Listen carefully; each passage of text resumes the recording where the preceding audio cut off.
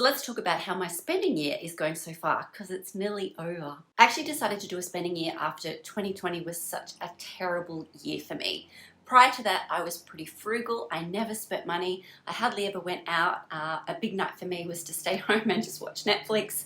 And if I ordered takeaway, that was like a major thing for me because I just never really spent money. Now, obviously being frugal helped me get financially ahead, so I don't regret any of those sort of decisions that I made in the past. But after a really bad 2020, I had some emotional things that I went through. I mean, it was a bad year for everyone, but I also had my mother pass away. I had some relationships break down. It was a very emotionally challenging year for me, as well as challenging in all the aspects that 2020 was. So when 2021 came around, I decided I need to change my life. I need to change up what I'm doing. And I figured that the thing that I hadn't ever done was to start treating myself, going out, having fun, buying myself things. So that's what I decided to do. I decided that 2021 was going to be a spending year.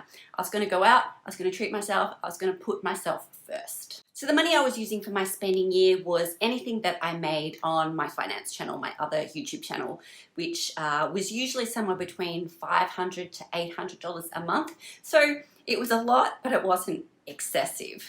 So that's what I was sort of aiming for to spend each month. Now I have to say it was really difficult at first. I was not used to spending money. So going out and buying a $20 cocktail was a major thing for me. And I actually did struggle quite a lot in the beginning in actually spending money, especially going to rather more expensive restaurants where it would cost me $100 just for me for some food and a drink. Another struggle that I found when I first started going out, especially because I was going out alone a lot of the time. I had friends I could go out with, but a lot of it was just spur of the moment decisions that I just wanted to get out of my comfort zone. So I was going alone to a lot of restaurants and bars, taking a book usually, because I really like to read at a bar. I know a lot of people like to read at a cafe, but I have found that I really like reading at a bar with a cocktail, and nobody pays me any attention. They seem to just leave me alone because they know that I'm busy reading,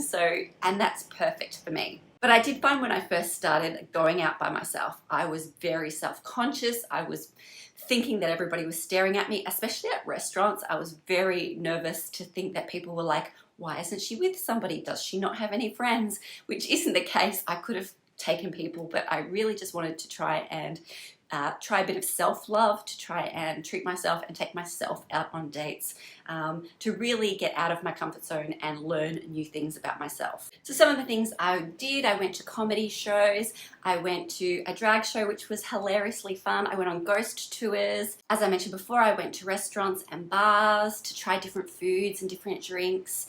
I really started to enjoy going out by myself, and I met a lot of people too. I've got a few different friend groups now that I've met along the way, groups of women that I've been going out with as well and doing things. We're going to do mini golf soon, so I'm looking forward to that. But the biggest change was the change to my self-confidence and my self-esteem. So focusing on myself really did change my perspective on life, really. It has allowed me to see that there's more to just finance than saving and scrimping, that you can have an enjoyable life as well. Now, it wasn't just going out to events and things, although that was the majority of the things that I did because I wanted to have fun. I also bought myself things. I've got so many dresses now because I love dresses. I just think they're super cute, and I never really had a lot of dresses before. I had a lot of casual clothes, but now I've got a lot of going out clothes, and that makes me want to go out more because I buy a new dress and I want to go out and show it off and wear it, and that just makes me feel even more better about myself. I spent money on other things for myself as well: perfume, girly makeup, bath and body products. I've spent things on decor for the home, things that just bring me joy and make me happy to see them. I also redid this bedroom. Like pretty much everything in this bedroom is redone, and new furniture, new everything. I think the only thing I kept was the mat on the floor. Everything else is brand new and I love it. So going forward, what am I going to do? Am I going to stop spending at the end of 2021? I haven't made that decision yet. I actually don't think that I will stop spending.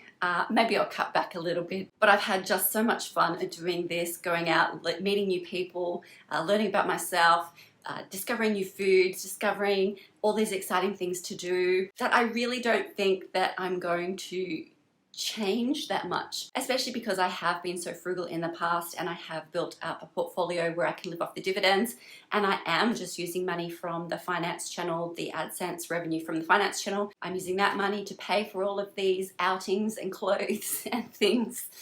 I have used some of my own money, like the bedroom was a little bit more expensive than that. So my financial goals really have changed. I am not saving as much money as I used to. My portfolio has actually increased, but that's because the stock market as a whole has increased.